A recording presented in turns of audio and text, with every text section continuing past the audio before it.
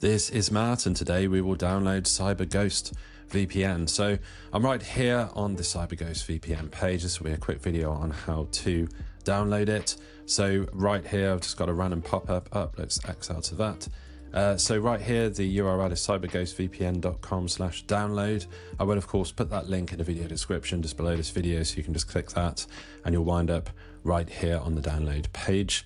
Now we can download the VPN right here, and we can get CyberGhost VPN. So let's click on download, and that will instantly download the installer to your computer. Now, depending on what browser you have, I have Google Chrome on a Mac, and those the files and folders downloaded go straight to the downloads folder, so you will just find the installer from there and follow the instructions to sign up. So hopefully you found this video on how to download CyberGhost VPN useful. If you have, drop this video a like and subscribe to the channel for more videos just like this.